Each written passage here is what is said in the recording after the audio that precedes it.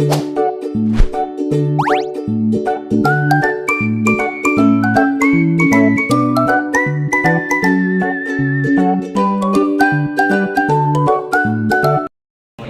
good morning, ma'am. So, a couple days ago, we talked about crop protection. Kung sa mga strategies o kung sa mga disease na angay to during sa crop production. So, sa karon we focus sa short introduction about world's population and food supply. So, world population and food supply intrinsically linked. It means that the growth and needs of the global population and is directly connected to the availability of food.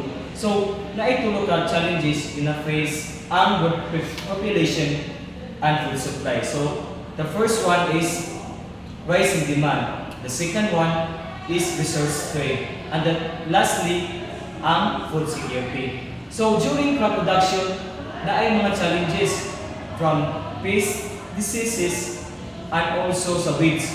So, if kani di masugpo na to sa pamagi sa crop protection, na possibility nga maka-destroy sa large portion of harvest, estimated 31 to 42% ang madami. So, imagine kung sa katong epekto ang kung nang natin kakulangan sa knowledge about sa crop protection.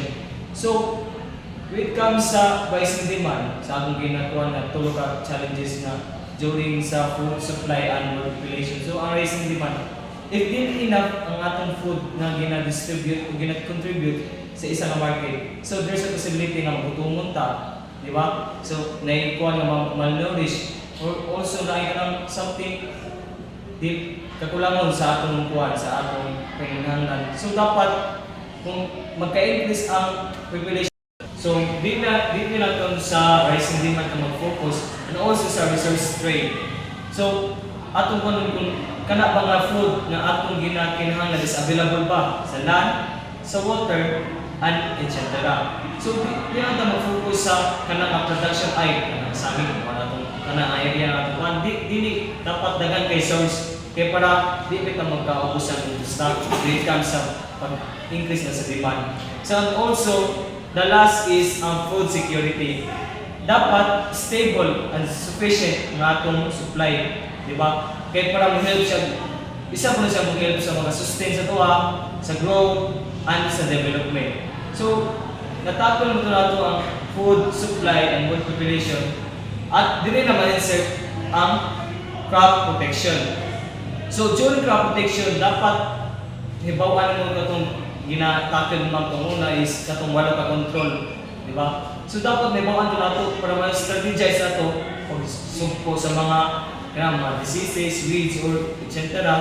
Kaya para ang demand ay ang supply sa atong food is dili kita magka-hindrance kung sa katong disease. So sa last nga explanation now is dapat isip kita mga future indicator is mas taas atong knowledge about sa crop protection para kita maka-impart sa mga farmers. That's all. Thank you.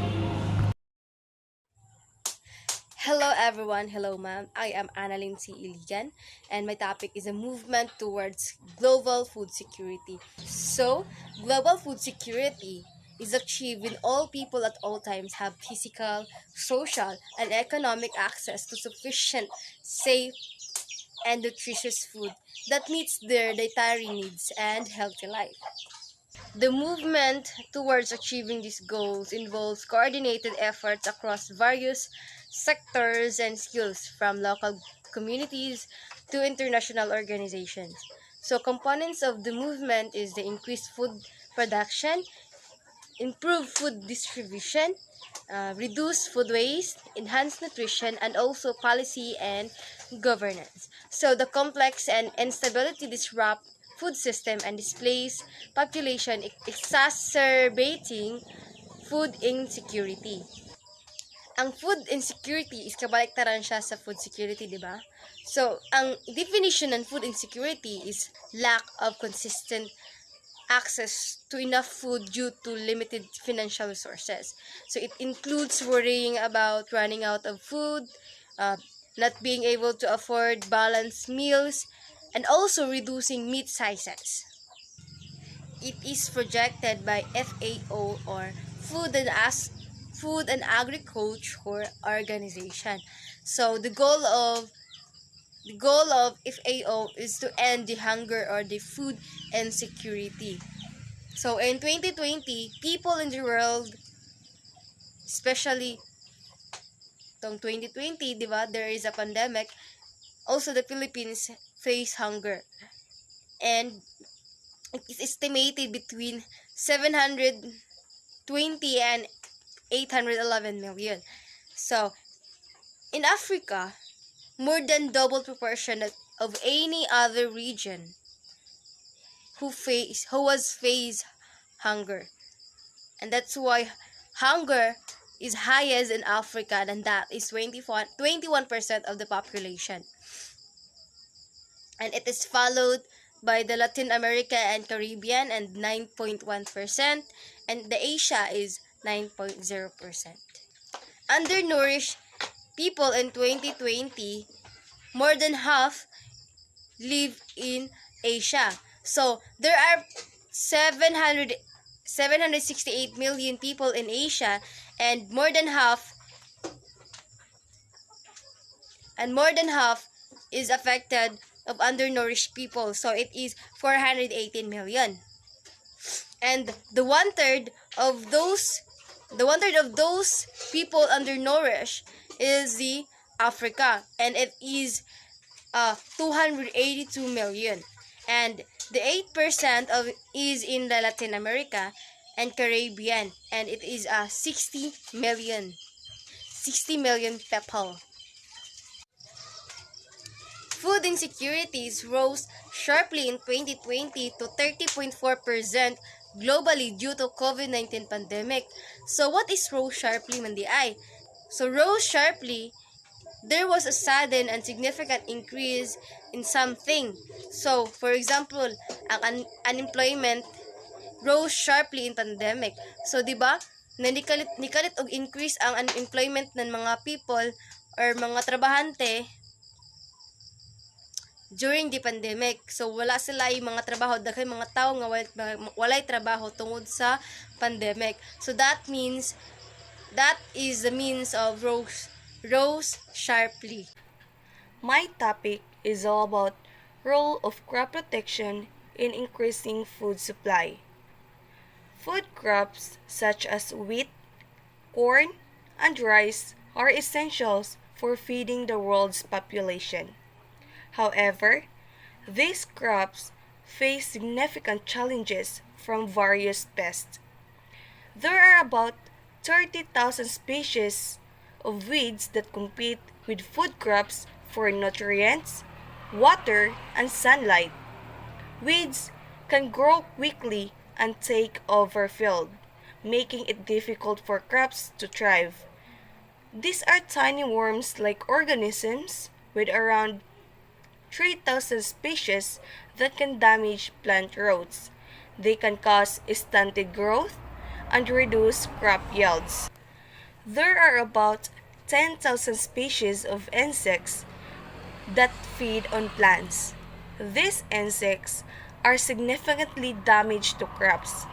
A well-known example for this is the corn borer, which tunnel into the corn plants, weakening them and reducing them the amount of corn to produce. Due to this pest, it is estimated 20 to 40% of the potential food production is lost each year. So this means that the significant amount of food that could be grown is not harvested because pests damage the crops. So for example, if the farmer is potentially grown 100 tons, losing 30% to pest, so it means that they can only harvest the 70 tons. To combat these challenges, farmers use chemical crop protection products commonly known as pesticides. So these products help control various pests including insects, weeds, and diseases. That's all, and thank you. Good afternoon, Mom. I'm Mirancheli Arancierto, and I'm going to report about the definition of pest. So, what is pest? Pest is any organism considered harmful to humans, like, for example, the mosquito, which can cause disease like dengue. Their possessions, like termites, which can destroy or damage wooden furnitures, or crops, like insects eating plants, or weeds competing for nutrients. So pests can be plants or animals that spread disease or destroy crops. So there are four main categories of pests.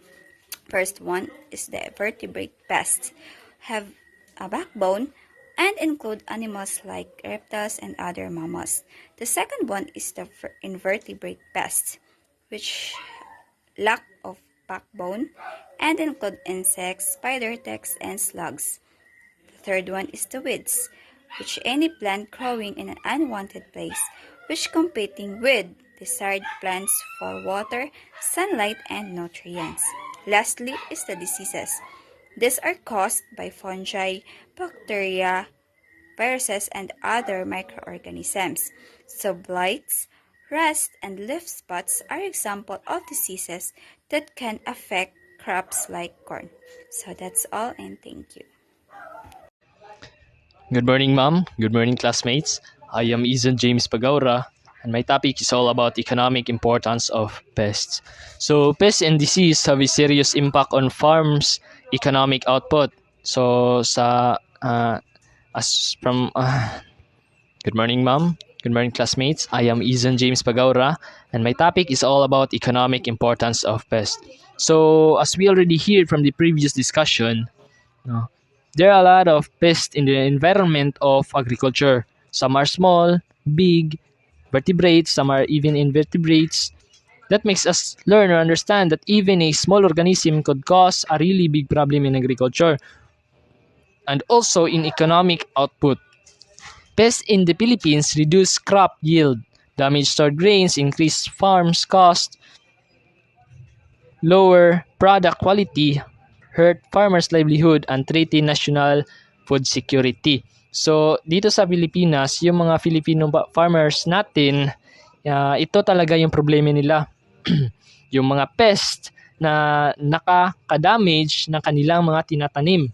That makes them also has a problem in farming costs. Kasi nga, yung kung ano yung pera na ginagamit nila pang tanim, nasisira, hindi nila mababawi dahil nga sinisira ng mga insekto or mga harmful pests yung mga tanim nila. Specific effects of pest. So, yung mga pesti daw, destroy crops through biting, chewing, and defoliation. So, that's what all they do. They bite, they chew, that harm plants through defoliation. At yung mangyayari, mahirapan yung mga tanim makakapag-photosynthesize. Increase production cost for chemical and labor. So, ganun nga, nahirapan yung mga farmers na bumibili ng mga materyales kasi nga, yung pera na ginagamit nila pang tanim is sinisira ng mga insekto yung mga tanim at hindi nila mababawi na yung pera na ginagamit nila sa kanilang mga tanim. So, reduce the quality and marketability of products or produce. So, alam naman natin na yung mga consumers, namimili talaga sila ng mga high quality products. So, dahil sa mga insekto, sinisira nila yung mga produkto at gano'n na nga, hindi na kayang bilihin kasi nga pumipili yung mga consumer ng mga magagandang produkto. Also, pests can act as a carrier of plants. So, from the past discussion, nalaman natin na yung mga pests also carries plant disease.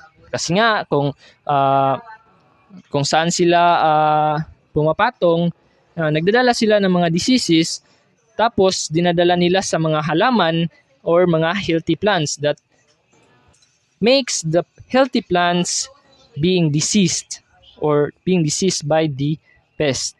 Kasi nga, isa sila sa mga carrier ng mga disease. So, from our ultimate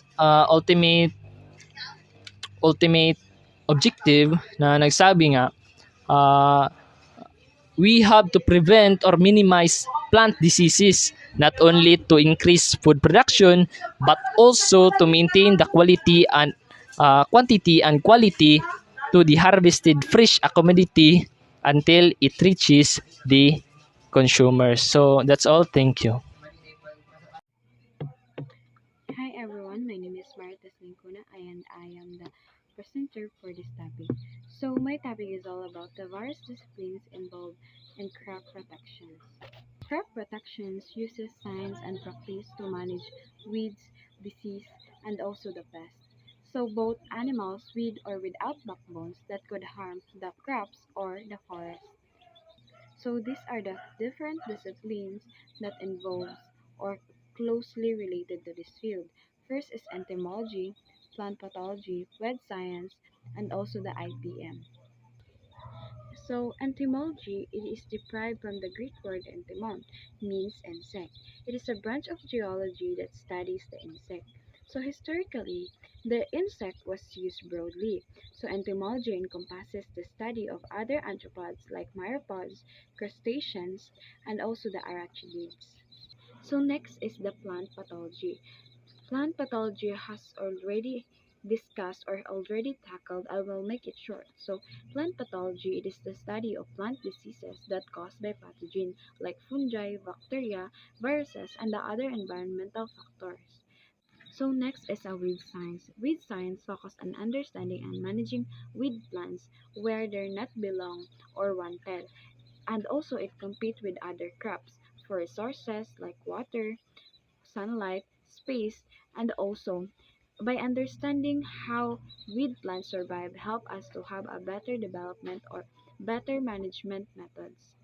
Next is the integrated pest management or the IPM. So it is sustainable and science-based approach that control the pests like insect, weeds, and the plant diseases while maximizing the rest to people, animals, and also to the environment.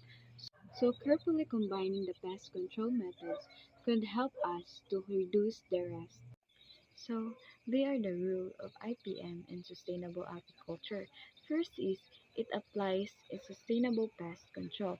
In here, it gamito na to ang mga helpful na insect to fight against the mga against pests. So it also reduces crop losses before and after harvest.